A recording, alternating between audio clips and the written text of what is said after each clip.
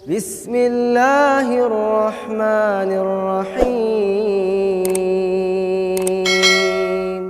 Warahmatullahi wabarakatuh. Alhamdulillahirabbil alamin wa bihi nasta'in ala umuri dunya waddin. Asyhadu an la ilaha illallah wa asyhadu anna Muhammadan abduhu wa rasuluh. Allahumma shalli ala sayyidina Muhammad wa ala ali sayyidina Muhammad. Subhanaka la ilma lana illa ma 'allamtana innaka antal alimul hakim. Rabbi shrah li sadri wa yassir li amri wa hlul 'uqdatam min lisani yafqahu qawli. Pertama, mari kita bersyukur kepada Allah Subhanahu wa taala atas segala limpahan karunia rahmat yang diberikan Allah kepada kita dalam situasi dan apapun yang hari ini kita rasakan, baik masa sulit maupun masa lapang, sakit maupun sehat. Mudah-mudahan senantiasa kita bersyukur kepada Allah, karena dengan bersyukurlah maka kenikmatan itu akan ditambah oleh Allah Subhanahu wa taala kepada kita. Mudah-mudahan kita di majlis ini sampai akhir hayat kita selalu istiqomah menjalankan perintah Allah Subhanahu wa taala, khususnya di dalam menjalankan taklim, menghadiri majlis-majlis ilmu. Mudah-mudahan kita ditakdirkan Allah nanti meninggal atau mati dalam keadaan husnul khatimah. Salawat dan salam kita perbanyak pada junjungan alam Nabi Muhammad sallallahu alaihi wasallam. Mudah-mudahan dengan banyak bersolawat, Allahumma shalli ala sayyidina Muhammad wa ala ali sayyidina Muhammad, kita tergolong umatnya yang mendapatkan syafaatnya di hari yaumul mahsyar. Amin ya rabbal alamin. Yang saya muliakan Bapak DKM serta pengurus Masjid Al-Akbar Rumah Andri Monaco ini, sebagaimana setiap bulan di bulan yang ganjil saya mengisi pengajian di masjid ini. Bulan 5 yang lalu kita libur dikarenakan masih suasana Syawal. Bapak Ibu yang dimuliakan Allah Subhanahu wa taala, hari ini kita akan membahas tentang bagaimana cara untuk menolak maksiat. Saya mencoba merangkum dari beberapa buku. Salah satunya dikisahkan oleh seorang sufi, orang yang zuhud atau wara, yang bernama Ibrahim bin Adam. Ibrahim bin Adam ini sangat terkenal di kalangan para sufi ini atau di kalangan para tasawuf. Kita ini belajar akidah. Akidah kita itu mengikut Asy'ari atau Asy'ariyah dan Maturidiyah. Ini akidah ahli sunnah wal jamaah. Tetapi kalau fikih kita itu mengikut arba'atul madzhab, 4 mazhab. Dan di Indonesia kita mengikut mazhabnya Muhammad bin Idris atau dikenal dengan Al-Imam Syafi'i. Lahir tahun 150 Hijriah, wafat 204 Hijriah, lebih kurang 54 tahun usia Imam Syafi'i dipanggil oleh Allah Subhanahu wa taala. Tetapi kalau untuk tasawuf atau sufi ini kita lebih cenderung mengikut kepada Imam Al-Ghazali dengan Junaid Al-Baghdadi. Sebagian saudara kita ini tidak mengakui bahwa adanya tasawuf. Tasawuf ini belajar tentang akhlak, pensucian diri dan pembersihan hati. Maka Ibrahim bin Adam ini lama menjadi sufistik, menjadi tokoh sufi, sama seperti kalau kalangan perempuan Rabi'ah juga seorang sufi. Maka Ibrahim bin Adam ini didatangi oleh seorang wanita, didatangi oleh seorang laki-laki. Mohon maaf, laki-laki ini adalah orang yang gemar berbuat dosa dan kemaksiatan. Segala bentuk kemaksiatan tidak ada yang tak dilakukan oleh laki-laki ini, baik itu minum khamar, berjudi, berzina, menipu orang, bahkan membunuh orang. Sampai dia pun tak yakin bahwa dirinya kalau bertobat itu bahkan diampunkan oleh Allah Subhanahu wa Ta'ala. Maka pemuda ini memberanikan diri datang kepada Ibrahim bin Adam. Lalu pemuda ini mengatakan, aku ini seorang yang bergelumbangan dalam dosa. Adakah cara bagaimana supaya aku ini bisa meninggalkan kemaksiatan yang selama hari ini kulakukan? Rupanya orang yang berbuat dosa ini, Bapak Ibu, ada juga masanya titik jenuh. Nah, itulah manusia ini. Walaupun kadang apalagi kita ini yang punya dasar. Bapak Ibu harus yakin, Bapak Ibu punya anak, anak Ibu nanti Ibu masukkan ke pondok pesantren, atau Ibu masukkan ke sanawiyah atau aliyah, tidak ke SMA atau SMK. Anak Ibu itu sudah punya dasar. Andai dia nanti melenceng di usia ke-27 atau setelah berumah tangga, suatu masa dia pasti akan kembali lagi ke jalan Allah. Kenapa? Karena dia punya dasar. Dia tahu bagaimana cara pulang, cara kembali menuju Allah. Tapi kalau kita tak punya dasar, sulit. Ya, karena sering saya katakan anak-anak kita itu laksana sebuah meja. Kadang-kadang mereng dia diluruskan sama orang tua, mereng lagi kena pergaulan diluruskan oleh ibu dan gurunya. Maka ibu bapak jangan bosan-bosan, selalu kita mengajak anak untuk bicara dan senantiasa kita menasihati anak kita. Ya, karena itu bagian dari bentuk perhatian kita kepada anak. Anak itu amanah. Amanah itu kalau disia-siakan hukumnya khianat. Khianat itu merupakan dosa yang paling besar. Ada 99 dosa besar. Yang pertama asyirku billah, syirik kepada Allah. Yang kedua uququl walidain, durhaka kepada orang tua. Dan di antara 99 dosa itu salah satunya adalah khianat. Ya, maka jangan kita nyimak sepele di dalam mendidik anak. Maka kata Ibrahim bin Adam, wahai pemuda, dalam buku itu tak disebutkan siapa namanya. Wahai pemuda, kalau kamu bisa berpegang dalam 5 hal, niscaya ya, kamu akan terjauhkan dari maksiat.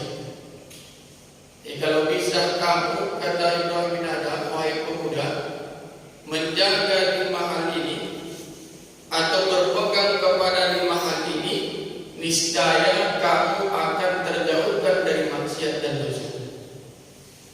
Kita harus ingat ya Bu, bahwa dosa yang ibu lakukan, dosa yang saya lakukan, kalau dosa itu bersumber dari nafsu kita, maka punya potensi untuk diampunkan Allah. Ya, tapi kalau bentuk dosa itu bersumber dari kesombongan kita, maka sampai kiamat dosa itu takkan diampunkan oleh Allah. Nabi Adam tinggal di surga karena memakan pohon terlarang. Bentuk dari dosa yang dilakukan oleh Nabi Adam, bentuk dari dosa bukan dosa, bentuk dari dosa. Karena Nabi itu semua makhluk terhindar dari dosa. Hanya bentuk dari dosa dikerjakan Nabi Adam, lalu ditampakkan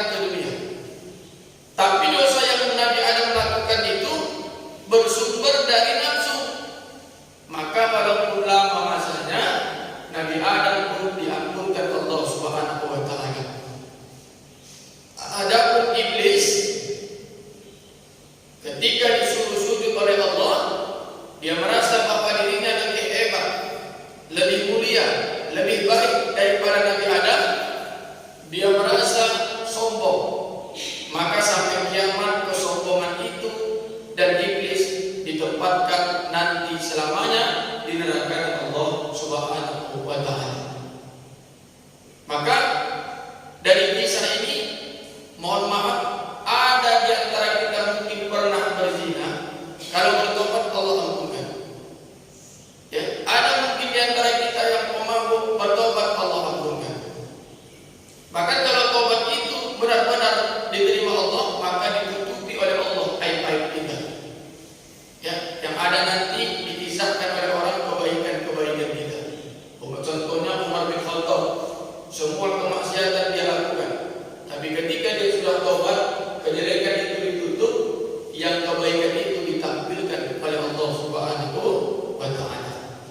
Maka kata Ibrahim bin Adham, yang pertama, jika kamu ingin berbuat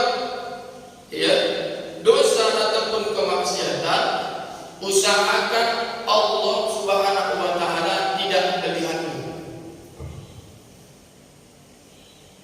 Kalau kita bisa berpegang, insya Allah jauh kita dari maksiat. Yang pertama, kalau kita mau berbuat dosa dan maksiat, maka usahakan perbuatan dosa itu tidak sama sekali dilihat oleh Allah.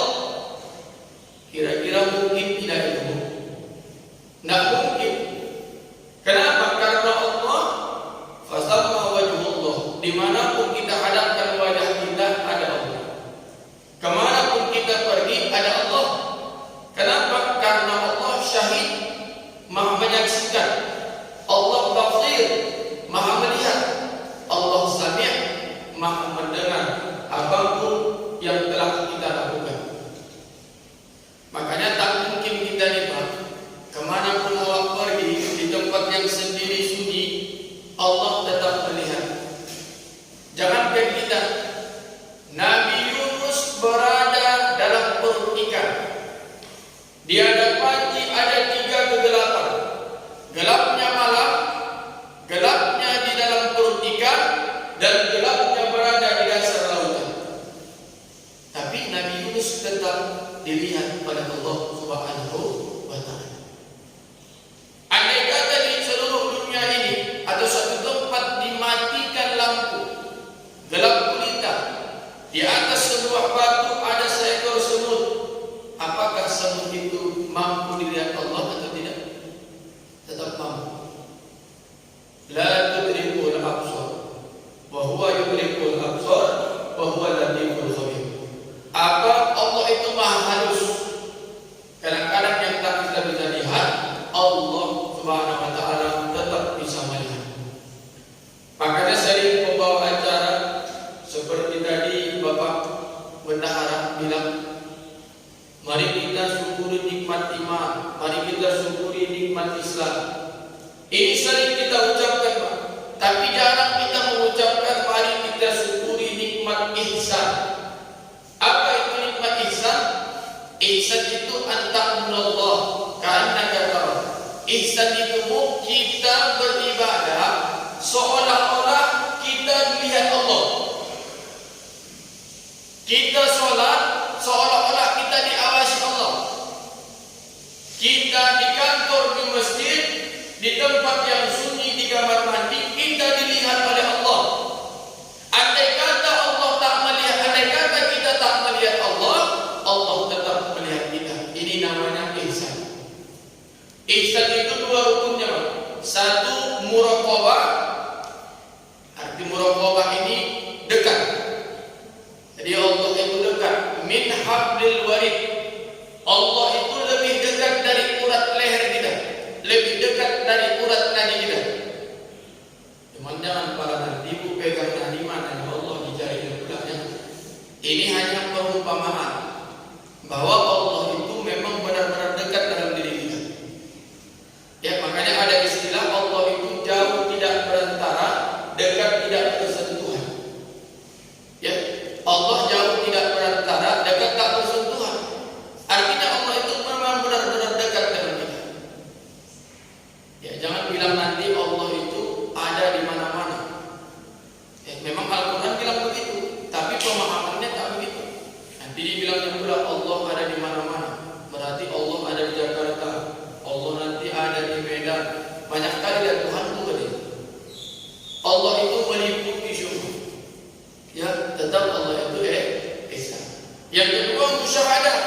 setelah Allah itu dekat, maka Allah saksikan apapun perbuatan yang dilakukan oleh manusia.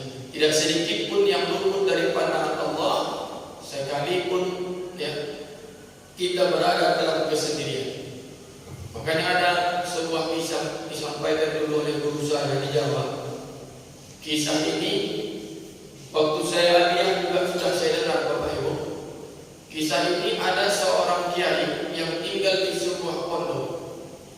Kiai ini sebagai muassis, pendiri dari pondok ini. Dia punya banyak santri, tapi ada satu santri yang baru dia kenal, tapi kiai ini jatuh cinta dengan santrinya.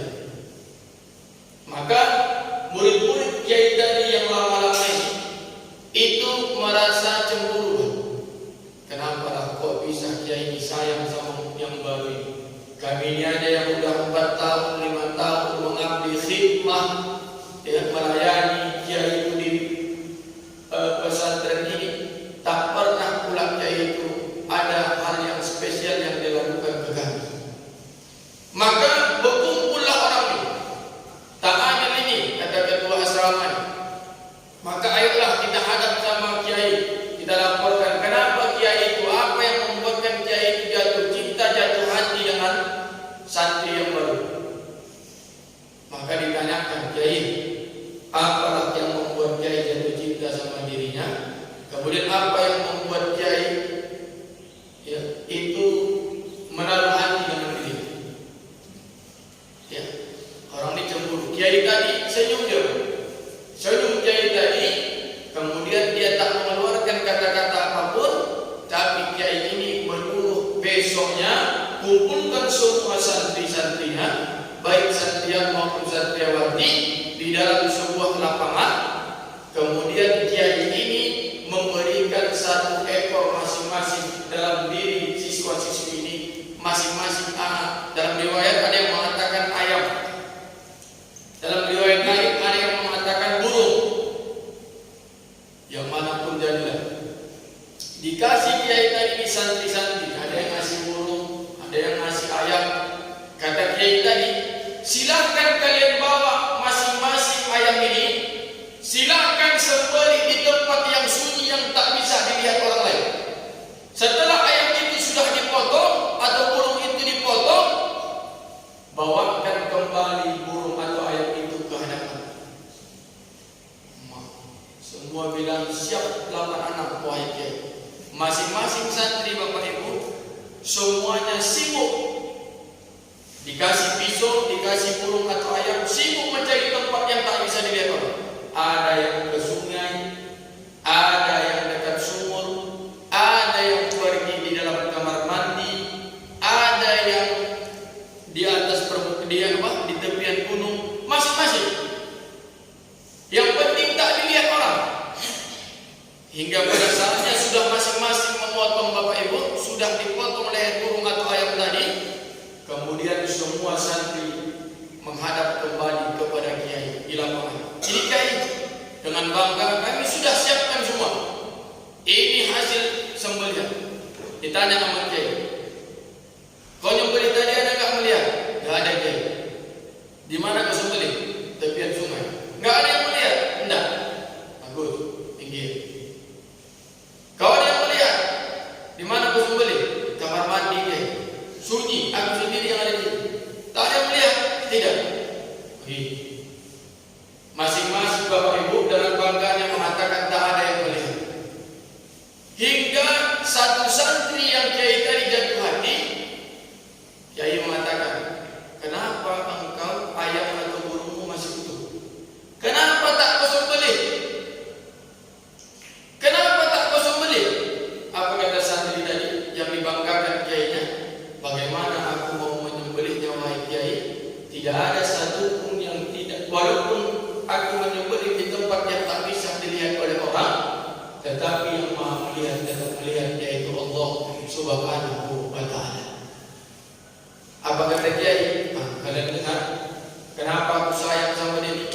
Karena beliau ini benar-benar muraqabah dan musyahadah.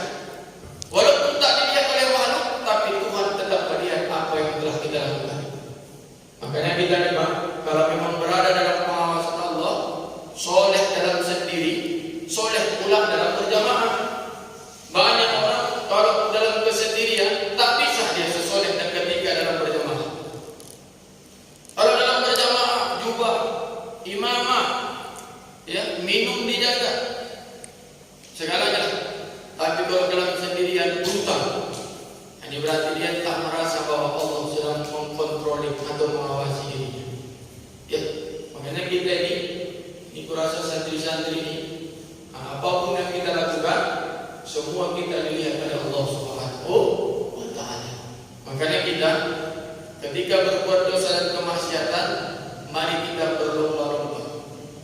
Kalau kita tidak bisa berlomba dalam kebaikan dengan orang-orang soleh, maka berlombalah kita ya dalam hal memperbaiki diri dengan para pendosa. Ya.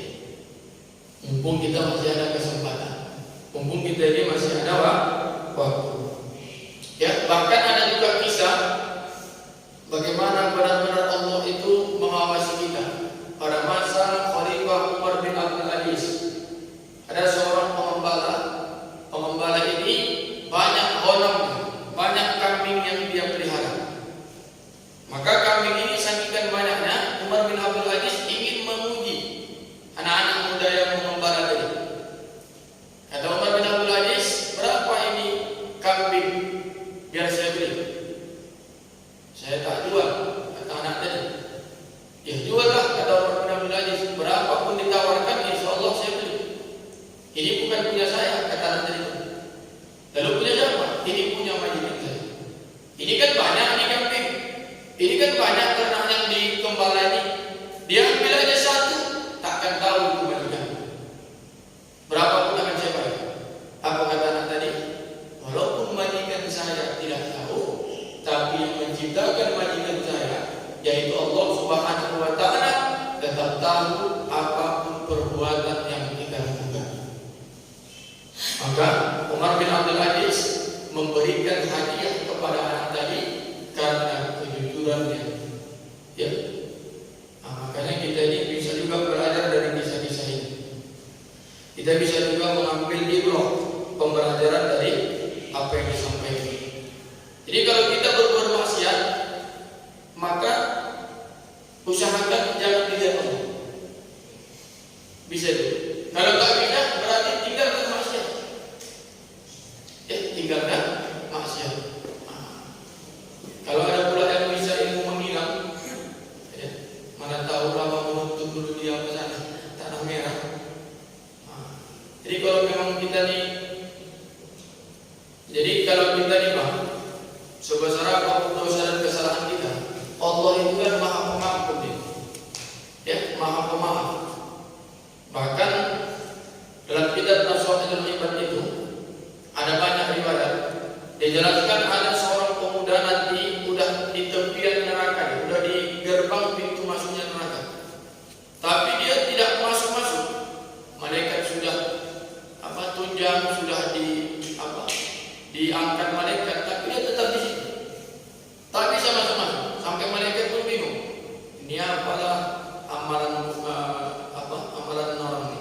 Padahal kalau ditimbang banyak dosanya, tapi kok bisa bertahan tak bisa masuk. Ternyata setelah diselidiki dalam hadis Bukhari dijelaskan juga ada amalan yang dia lakukan. Amalan itu diantaranya adalah dalam hatinya dipenuhi dengan ma'rifatullah. Ya, apa itu selalu mengucapkan Allah. Maka dalam riwayat lain selalu mengucapkan la ilaha illallah. Ternyata orang yang dalam qalbunya ada sering mengucapkan Allah, la ilaha illallah, walau banyak dosanya, nanti juga dia tak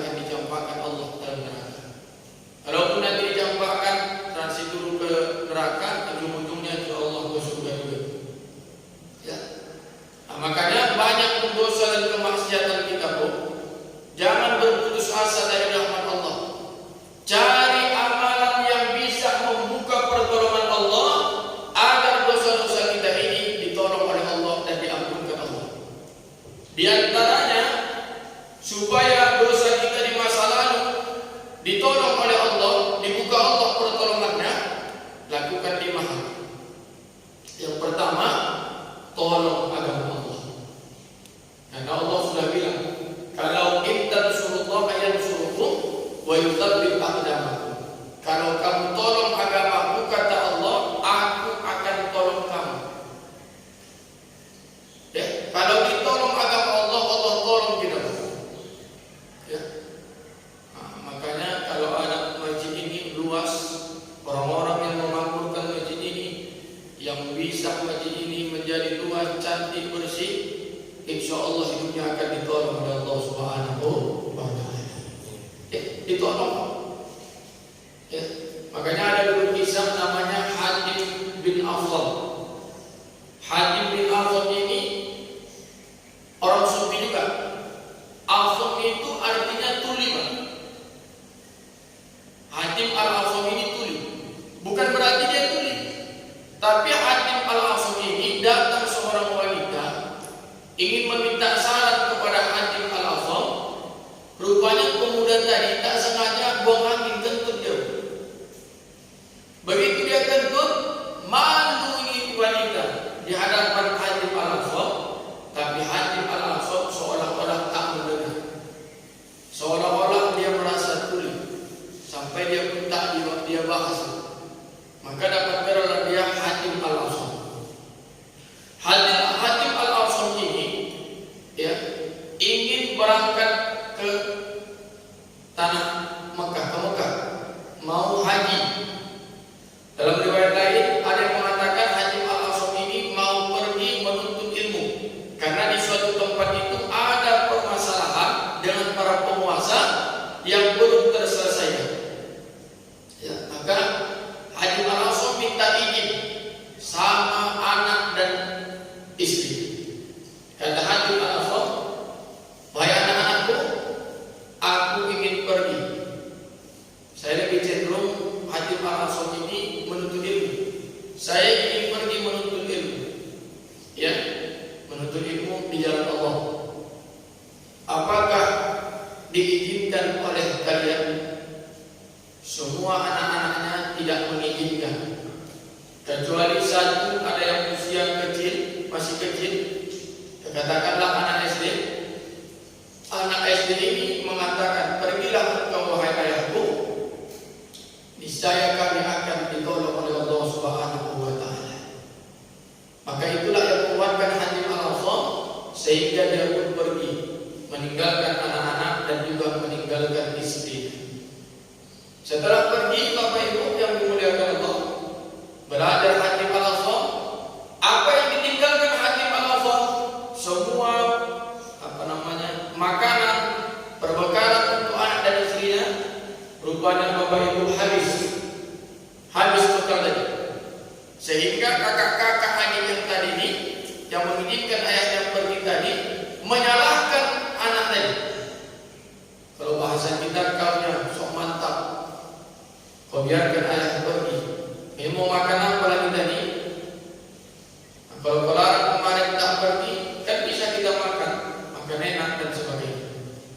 Anak-anak tadi dia hanya senyum. Tak berapa lama Bapak Ibu, datanglah ya, orang yang berkuda, kemudian berhenti di depan rumahnya Hatim al-Afdal. Ada diketuknya pintu. "Assalamualaikum." "Waalaikumsalam." Dibuka sama anak yang kecil tadi. "Apakah itu rumahnya Hatim al-Afdal?" "Bala." "Benar, ini rumahnya Hatim al-Afdal." "Di mana ayah?" "Ayah saya lagi pergi, katanya menuntut ilmu." Ya, katanya menuntut ilmu. "Oh, sampaikan salam kami dengan Hatim al-Afdal. Katakan sampai khalifah ke rumah ini." Dia ambil Bapak Ibu dalam janib, dalam sakunya, satu kantong emas. Ya, kalau uang dulu kan dirham.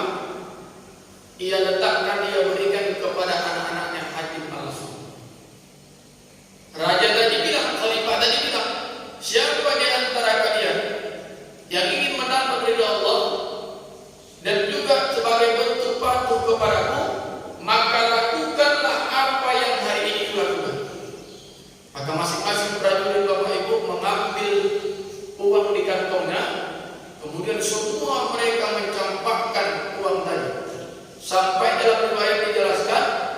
sampai anaknya Hatim al-Asam tidak bisa membuka pintu, menutup pintu, saking banyaknya uang yang diberikan oleh raja dan prajuritnya.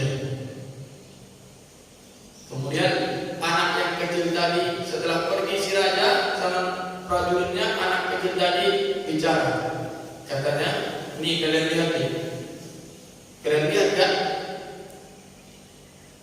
Kalau kita menolong agama Allah, ini lihat. Membiarkan ayah mencari ilmu dia di jalan Allah, ini lihat. Berkah dari semua itu, berkah dari kesabaran itu, berlipat ganda harta diberikan oleh Allah Subhanahu wa taala kepada kita." Makanya Bapak Ibu, ya, kalau ada di antara kita menolong agama Allah ini, insya Allah Allah akan menolong agama kita. Ya, banyak yang bisa kita lakukan untuk menolong agama Allah. Ya, di antaranya mungkin ya kita bantu. Kalau ada anak-anak yang mau pondok pesantren, carikan banyak pondok pesantren yang gratis sekarang. Ya, carikan. Ini masjid-masjid kita ini besar, tapi besarnya masjid kita ini sekarang udah dilarang pula kita untuk beribadah.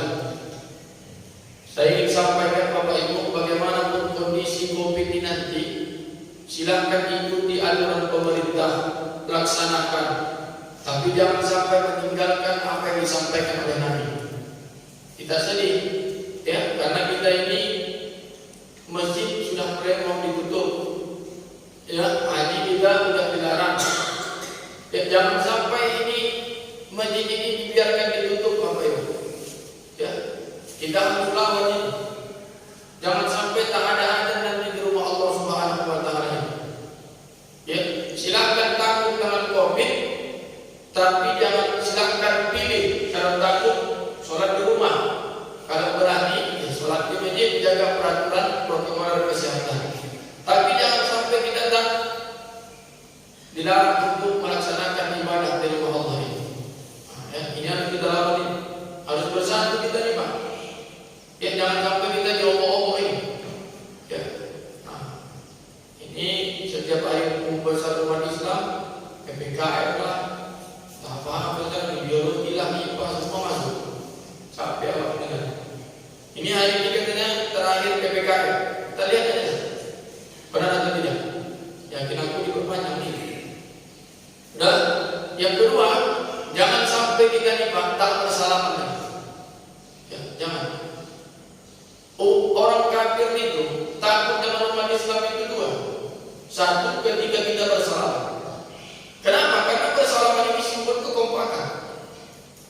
Kalau tak bisa kita bersalaman, minimal bertemu ucap salam. Assalamualaikum. Ucap salam. Karena di situ ditakuti orang Yahudi. Kenapa? Karena menanggung doa. Ya. Nah, itu jangan kita tinggalkan. Yang kedua, ketika kita berjamaah, sholat berjamaah, itu takut. Makanya kita sekarang supaya menghindarkan diri sholat berjamaah.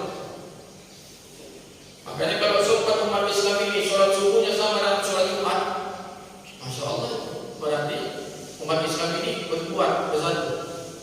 Ya. Nah, tapi menengok orang mukmin beriman dengan muslim itu, lihatlah ketika kalau mau melihat orang Islam, lihat ketika sholat Idul Fitri, Idul Adha. Tapi kalau mau melihat orang yang beriman, lihatlah ketika dia menjalankan sholat subuh atau minimal ketika dia menjalankan sholat isya. Karena itu sholat yang paling baik. Ya. Nah, makanya Bapak Ibu yang dimuliakan Allah Subhanahu wa taala, yang ketiga, jangan sampai kita sholat di sini. Ya. Jangan sampai kita sholat itu memakai social distancing, berjarak.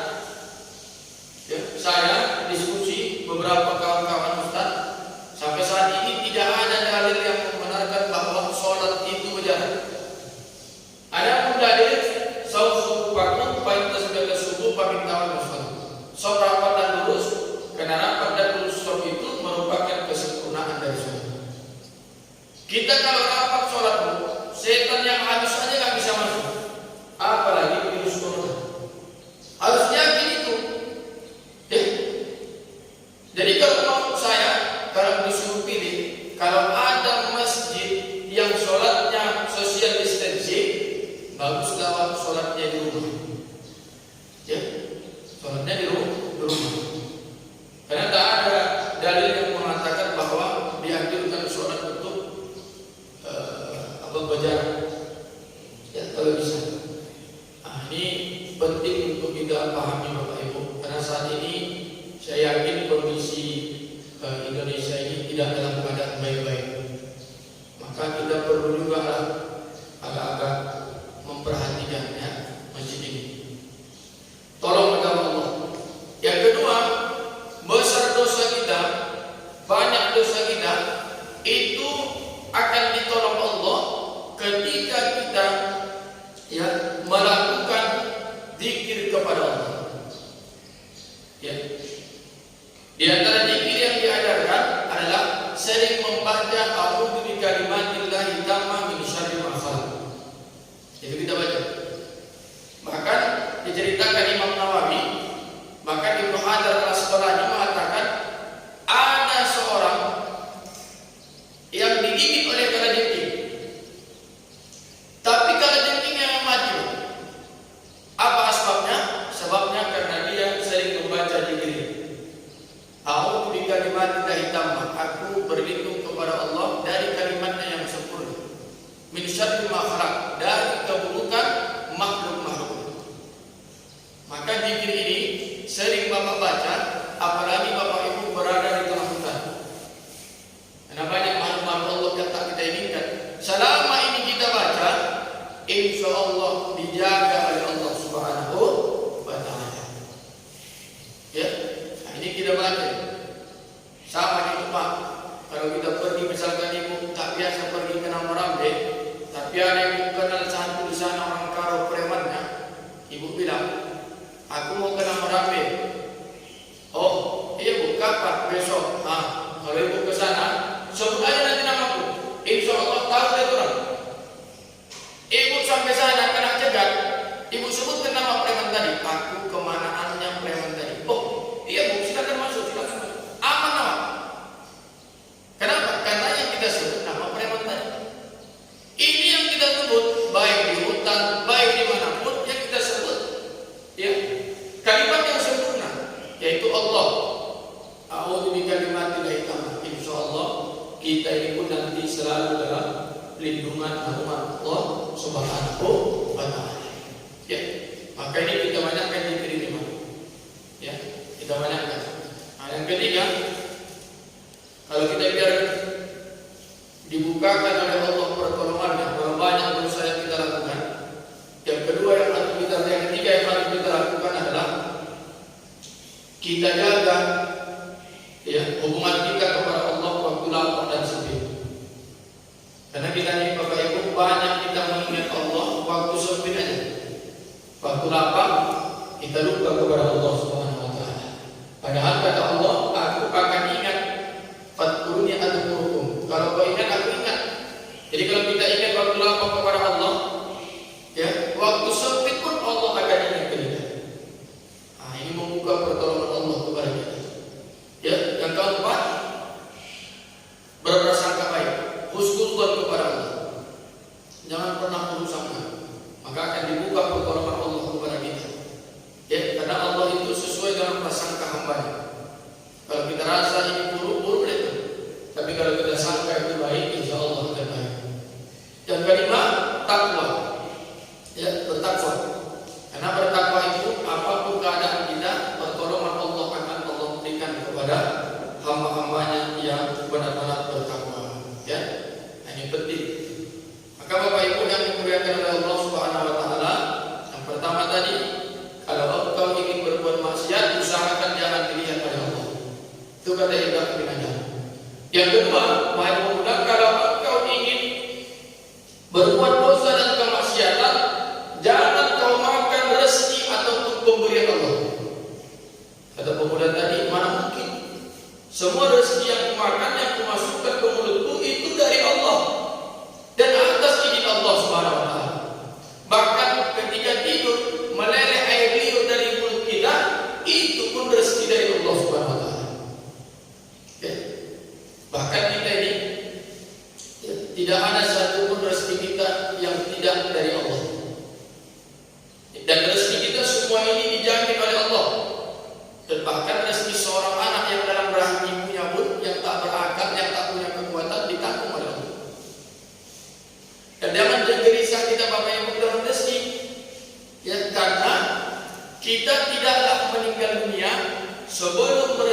kita dicukupkan oleh Allah. Jadi orang yang meninggal itu Pak, itu rezekinya sudah cukup. Karena ketika 4 bulan dalam kandungan ibu, ditiupkan ruh tadi, alas rabbikum, diambil kesaksian, baru diberikan rezeki, langkah pertemuan maut. Ya, maka rezeki kita ini sudah cukup. Maka kadang kita salah. Mau kemana Bapak? Aku mau cari rezeki gitu. Itu salah itu Pak. Ucapan itu salah. Al-Iqtu kalamu doa. Ucapan itu doa. Kalau yang namanya cari, ini bahasa identik dengan hilang. Ada yang hilang kita cari. Maka kalau ini bahasa hilang, mungkin 20% dapat, 80% tak dapat. Namanya mencari, bisa dapat, bisa tidak. Yang dapat dari ucapan itu mau kemana Pak? Saya mau menjemput rezeki. Yang namanya jemput kita udah tahu kemana mau dituju. Ya, maka jangan ucapkan aku mau mencari rezeki, tidak. Katakanlah aku mau menjemput rezeki. Ya, maka dari menjemput rezeki. Ini juga saya ingatkan Bapak Ibu, rezeki yang kita dapatkan hari ini kita harus yakini bukan karena hasil kerja keras kita.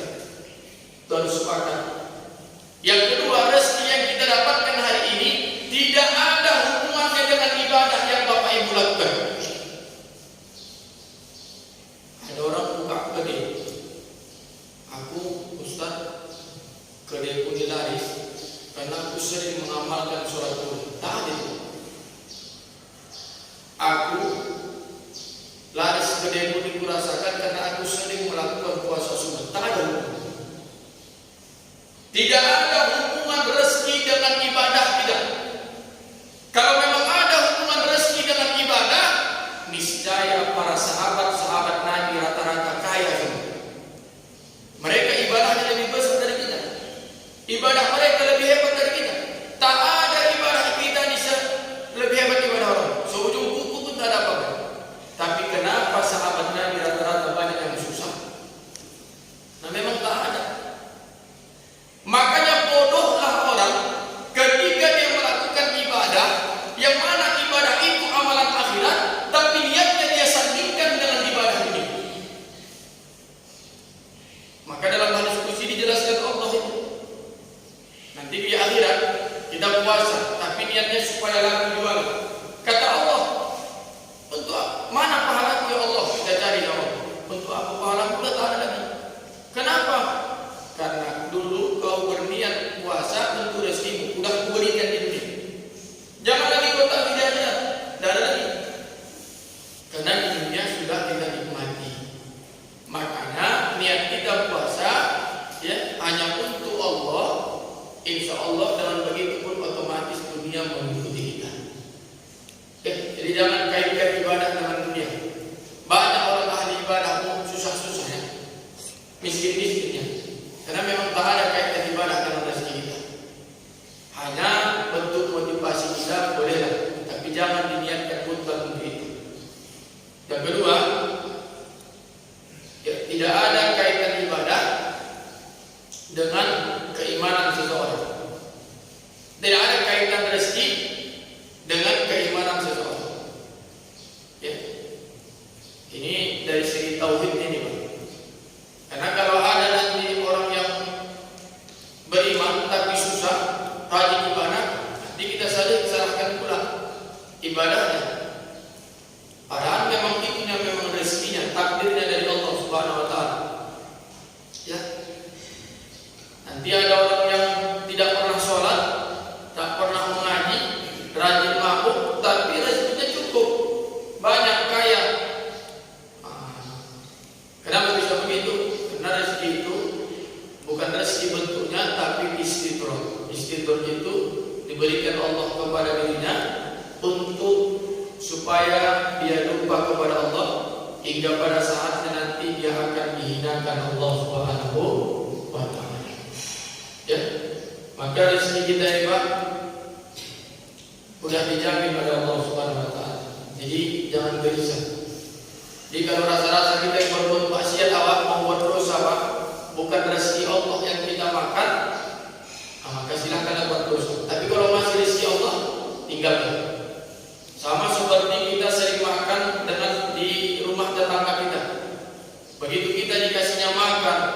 dikasihnya minum, tapi sering kita lipat mengecewakan tetangga kita. Kecewa kita. Kira-kira kalau kita jumpa dengan orang yang memberi makan tadi, malu atau tidak? Pasti malu. Minimal segan kita. Itu baru manusia. Lalu bagaimana dengan Allah yang siang malam memberikan rezeki kepada kita? Pastikan kita ingin berbuat dosa. Alangkah naifnya malunya kita kepada Allah Subhanahu wa ta'ala. Ya, makanya dosa ini kita tinggalkan. Ya. Jadi dosa maksiat ini kalaulah kita lakukan dilihat oleh istri kita, dilihat oleh anak kita, dilihat oleh tetangga kita, malu atau tidak? Malu lah. Tapi bagaimana dosa yang kita lakukan ini dilihat oleh Allah Subhanahu wa ta'ala? Kenapa kita tidak malu? Padahal Allah, ya, kita harus malu daripada manusia. Jadi jangan ada lagi di antara kita yang gelisah dengan rezeki, karena rezeki kita ini dijamin oleh Allah Subhanahu wa ta'ala. Nabi Ibrahim itu kenapa mendapat gelar Nabi Khalilullah? Karena Nabi Ibrahim itu 3 amalan yang dia miliki. Yang pertama, Nabi Ibrahim itu selalu mendahulukan perintah Allah daripada perintah selain Allah. Yang kedua, Nabi Ibrahim itu tidak pernah gelisah dengan yang menjadi jalan sesuatu yang sudah dijamin Allah. Itulah tadi rezeki. Ya, makanya Nabi Ibrahim itu ketika turun perintah Ismail kecil dengan Siti Hajar di tempat yang tandus, perbekalan yang terbatas, disuruh oleh Allah untuk meninggalkan Siti Hajar dan Ismail, maka Nabi Ibrahim meninggalkan. Kenapa? Karena Nabi Ibrahim yakin kalau ini perintah Allah, jangankan rezeki mereka akan dibahagiakan oleh Allah, dijamin. Walaupun dengan ikhtiar dari sofa ke marwah, tapi mereka tetap dicukupkan rezekinya oleh Allah Subhanahu wa ta'ala. Maka Nabi Ibrahim tak gelisah dengan rezeki. Karena rezeki ini pun semakin awak kejar, semakin larinya. Karena dia laksana bayangan. Ya. Ada dulu kisah nyata. Ini saya ambil juga dari guru saya. Ya, kisah nyata ini seorang pemuda, dia punya orang tua yang kaya raya, pembisnis. Kemudian ayahnya, ibunya meninggal disebabkan ada insiden kecelakaan. Kisah ini nyata. Begitu ketika meninggal, anak ini masih kecil, maka tak tahu dia apa-apa, sehingga ahli waris, notaris memanggil paman yang dimiliki oleh anak-anaknya, ingin melegalitaskan bahwa kemanalah hartanya ini kita buat. Kata paman anak tadi, udah, hartanya silahkan biarkan aku yang mengelola. Nanti ketika ia besar, maka aku akan belikan semua kekayaan anak ini. Maka ternyata Bapak Ibu, harta dari anak tadi ketika sudah dibeli ke paman, si paman membawa lari harta tadi pergi ke Amerika Serikat.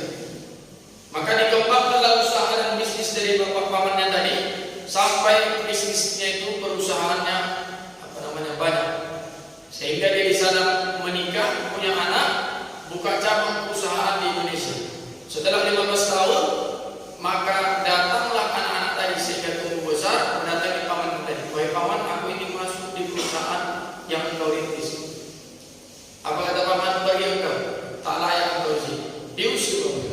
Padahal yang punya harta anak-anak tadi. Maka setelah itu pulanglah kembali pamannya ke Jakarta. Sebelum dia pulang, dia beli rumah di Indonesia. Rumah itu cantik, mewah. Dia menginginkan sebelum rumah ini siap, dia perbaiki, dia renovasi, dia ingin membawa, menjemput istri dan anaknya jalan-jalan ke Indonesia. Akhirnya singkat dari kisah ini, dijemputlah anaknya di bandara dengan istrinya, dengan mobil yang disewa, mobil cantik, katakanlah mobil Alphard ya, disewa. Datanglah orang tua, disambut dengan senyuman oleh suami, kemudian dibawa satu supir, kemudian di tengah perjalanan, qadarullah, ternyata mereka kecelakaan dan meninggal dunia. Sehingga dicarilah siapa yang berhak menerima harta daripada paman ini tadi. Secara garis keturunan dan juga ahli waris, ternyata Bapak Ibu yang berhak menerima warisan tadi anak yang tadi, yang kecil, anak yang anak dari harta yang dipinjam pamannya. Maka diberikanlah semua hartanya berhak kepada dia. Dari kisah ini kita bisa belajar bahwa rezeki itu kalau masuk punya kita, dia tak akan bisa pergi ke orang lain. Walaupun setelah 15 tahun meninggalkan kita pada rezeki itu, hingga kalau rezeki itu milik kita akan kembali kepada kita. Maka rezeki itu sudah tertakar, tak mungkin lagi tertukar. Jadi jangan gelisah dalam persoalan yang sesuatu itu dijamin oleh Allah. Nah, yang ketiga, Nabi Ibrahim tidak makan dan minum kecuali dia mengajak orang makan dan minum. Makanya Nabi Ibrahim mendapat titel Nabi Khalilullah, kekasihnya Allah Subhanahu wa Ta'ala. Maka mungkin 2 poin ini aja dari kisah Ibrahim bin Adam. Mungkin saya bacakan aja yang ketiga. Ya. Yang ketiga adalah ketika kamu ingin berbuat maksiat, ya, jangan tinggal di bumi Allah Subhanahu wa Ta'ala. Ya. Semua milik Allah itu, planet, bumi, langit, semua milik Allah. Maka kalau mau bermaksiat, usahakan jangan tinggal di sini. Jadi tinggal di mana? Suka hati lah, selama di bumi. Bebas. Nah. Yang keempat, jika kamu berbuat dosa dan maksiat, ketika datang malaikat maut, tolong suruh malaikat maut itu pulang. Bilang aku belum siap. Kalau rasa-rasanya mampu nanti begitu, lanjutkan maksiat. Karena kan sudah ada manusia tuh, datang malaikat nanti, mau ngapain kau? Mau cabut nyawa ibu? Pulang kau, belum siap aku. Kalau bisa begitu, lantarlah mau maksiat, mau dosa buat. 13 untuk nanti berdosa muat, baru dah cabut kau dah cabut. Kalau bisa begitu lakukan. Kalau tidak, jangan buat. Yang kelima terakhir, jika kita ingin berbuat dosa, maksiat dan dosa, ya, ketika nanti kita dimasukkan ke dalam neraka Allah, maka katakanlah, aku tak mau masuk ke neraka. Kalau memang siap ibu, bisa begitu, maka buatlah dosa dan kemaksiatan tadi. Amanat awal yang sudah bisa. Jadi 5 hal ini harus disampaikan oleh Ibrahim bin Adham kepada pemuda yang bertanya tadi. Kelima-limanya itu kata pemuda tadi betul apa yang disampaikan. Maka kita yang pernah punya dosa dan kesalahan, di sisa waktu kita yang diberikan Allah Subhanahu wa Ta'ala ini, ya, di saat dimana tanda-tanda kiamat sudah di depan mata kita, dilarangnya haji, mau ditutup masjid dan sebagainya, maka mari kita mempersiapkan bekal kita untuk akhirat. Mudah-mudahan dengan begitu nanti kita bahagia ketika berada di hadapan Allah Subhanahu wa Ta'ala. Demikian yang dapat saya sampaikan. Mudah-mudahan